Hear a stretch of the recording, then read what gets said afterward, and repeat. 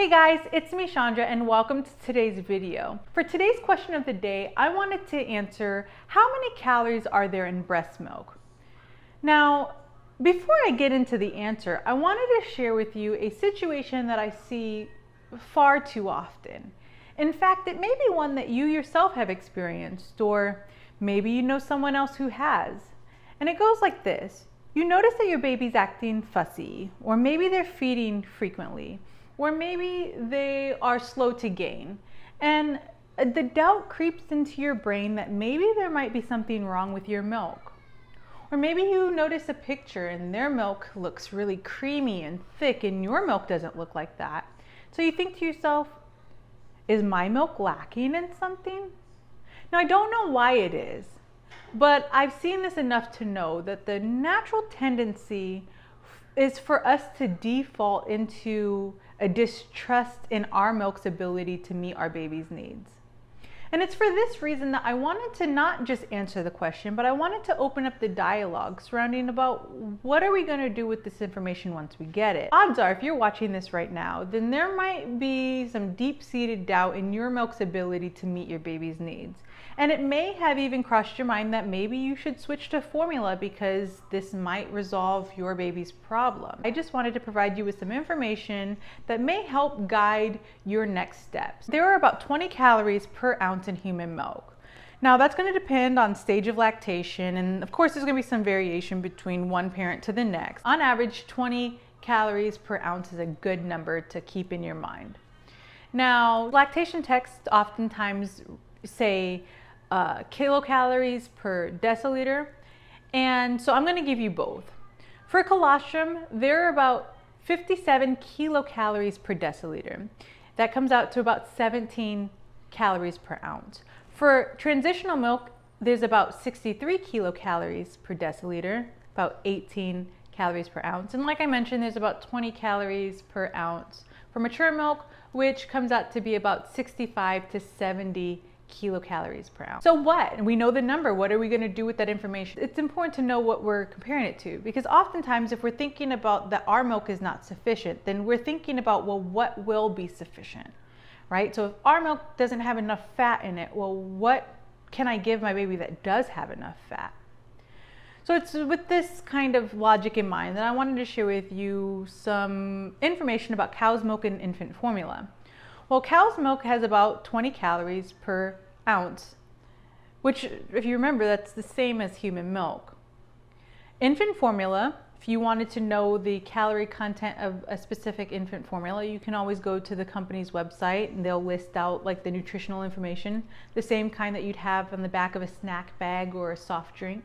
And you can look to see how many calories per serving size. Now, I didn't look at every single brand and I didn't look at every single formula brand for the company, but I did notice that the ones I did look at had about a serving size of 5.3 fluid ounces. So it was about 100 calories per that.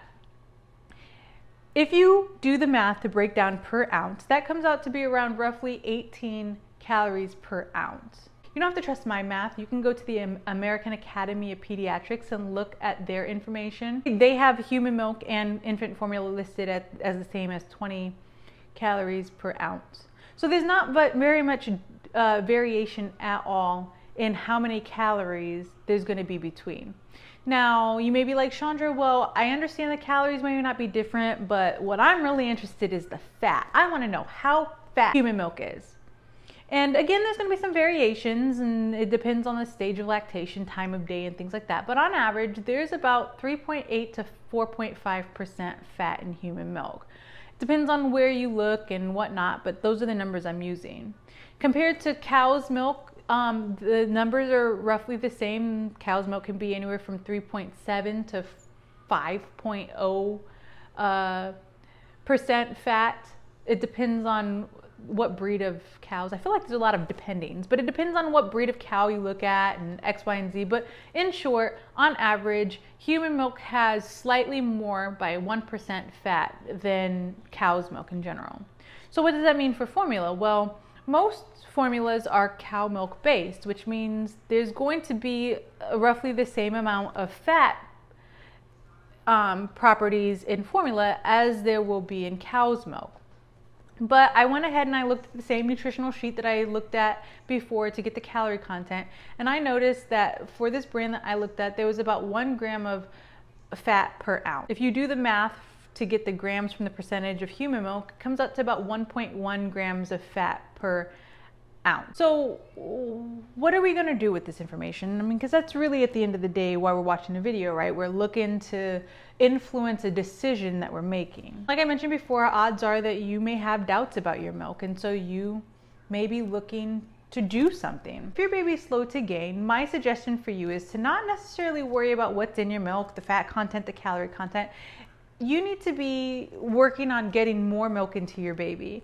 So it doesn't matter what the calorie content is. If baby is not gaining well, they just need more volume. We see this a lot with babies who are transferring poorly, but sometimes it could be because, you know, parents' supplies dipped or whatever. In either case, just more milk usually solves that problem. With fussy babies or frequently eating babies, I think the best solution would be to learn newborn behavior and explore that a little bit deeper. Oftentimes the behavior or the feeding frequency can be explained away as normal infant behavior, but sometimes it takes, you know, just hearing that and providing that reassurance. I'll make some videos in the future about that, so if you have not already, subscribe to my channel. I would really appreciate it, and you'll be able to get that information that you need. I know that there's companies out there who claim that they can tell you the fat content or whatever by testing your milk. If you did decide to go through that, for example, let's say you're just genuinely curious or you still have doubts about the quality of your milk, I would encourage you to know that in order to get an accurate reading of the fat content of your milk, you have to test multiple times a day over the course of days to get an accurate reading. One specific sample does nothing to explain the volume of fat that you have in your milk. It just explains the volume of fat that it had in that feeding. And we know that volume of fat changes depending on how empty or full your breasts are, stage of lactation, time of day, age of baby, things like that. So I'd encourage you before you do any of that to keep that in mind. If you were contemplating switching to formula because you feel like there's something that's not in your breast milk but that formula could provide, I'd like for you to sit on the information that you know and do your own research. You can look this information up yourself. But lastly, I wanted to leave on kind of like a funny, in my mind at least, joke for you guys. I'm serious, but you know, just kind of helping reframe things.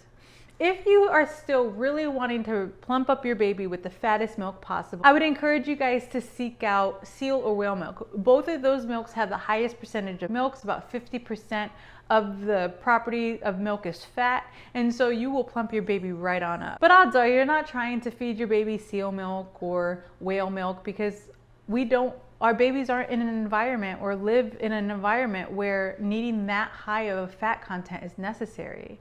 We're not growing our babies to be 600 pounds or needing to live in a climate where having those massive fat stores is essential for survival.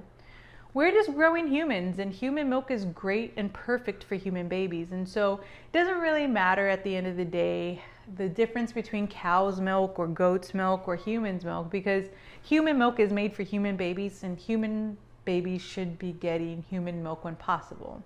So that's all I have for you guys. If there's a question that you guys want to see answered on the question of the day, leave that in the comments down below. As always, if you have not already, please subscribe to my channel. It is greatly appreciated. I would love to have you a part of our little community here. And yeah, I will see you guys tomorrow for tomorrow's question of the day. Bye.